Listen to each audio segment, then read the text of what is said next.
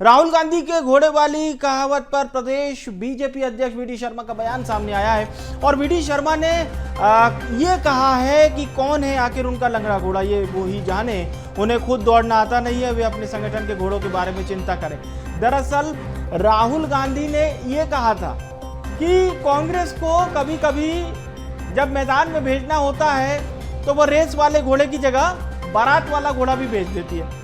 अब राहुल गांधी किसको लेकर ये बयान दे रहे हैं, ये बड़ा दिलचस्प है और उतना ही रोचक है उनका बयान, और इस पर प्रतिक्रिया भी सामने आई है। वो बयान आपको सुनवा देते हैं जो राहुल गांधी ने दिया और इस पर बीजेपी प्रदेश अध्यक्ष वी डी शर्मा ने क्या तंज कसा है राहुल गांधी पर और उनकी पार्टी पर, सुनिए।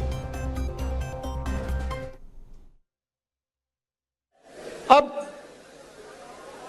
रेस के घोड़े और बारात के घोड़े को अलग तो करना ही पड़ेगा। और पहले मैं कहता था दो टाइप के हैं, एक रेस का घोड़ा है, कांग्रेस पार्टी कभी कभी रेस के घोड़े को बारात में भेज देती है,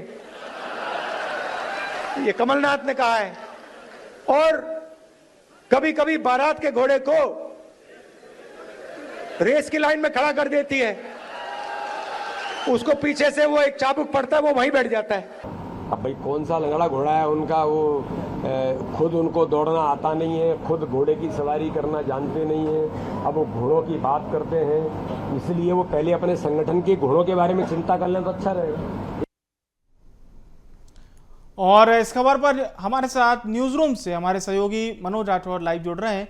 अब मनोज जी, क्या कहा जाए, क्योंकि सियासत में इस तरह का बयान और राहुल गांधी कह रहे हैं कि कांग्रेस कभी कभी बारात वाले घोड़े को भेज देती है। अब ये कौन है बारात वाले घोड़े?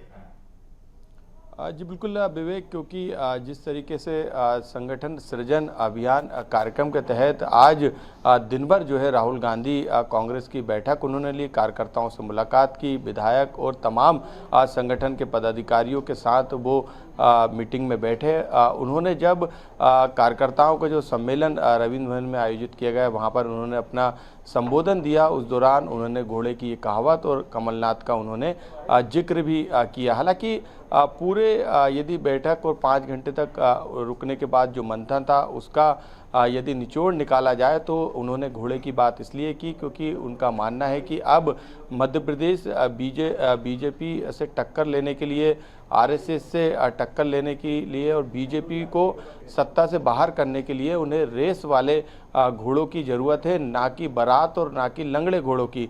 यानी उनका साफ ये मकसद था कि जो फूल छाप कांग्रेसी उनके संगठन में शामिल है उनकी पहचान की जाए, उन घोड़ों की पहचान की जाए जो लंगड़े हैं, जो बारात में चलने लायक है। तो कुल मिला के ऐसे कार्यकर्ता और नेताओं को अब पार्टी उनकी पहचान करेगी और उन्हें पार्टी से बाहर करने का काम किया जाएगा। संगठन की मजबूती के लिए सब कुछ किया जा रहा है। यही कारण है कि जब बैठक पीसीसी में आयोजित की गई तमाम अलग अलग पदाधिकारियों के साथ, उस दौरान राहुल गांधी ने सभी पदाधिकारी और नेताओं के मोबाइल फ़ोन भी बंद करा दिए थे। आशंका यही थी, शक यही था कि कहीं फूल छाप कांग्रेसी उस बैठक में जो बैठे हैं वो उसकी मीटिंग की जानकारी को लीक ना कर दे और वो जानकारी सीधे बीजेपी ना पहुंचे। तो अब उन लोग की छटनी होगी पार्टी से जो कि कांग्रेस के अंदर रहकर बीजेपी के लिए काम कर रहे हैं। सीधा संकेत घोड़ों की कहावत से उनका यही था। चलिए, स्पष्ट संदेश दिया है राहुल गांधी ने, इसका असर कितना होगा ये हम देखेंगे। बहुत बहुत धन्यवाद मनोज जी हमारे साथ जुड़ने के लिए, शुक्रिया आपका।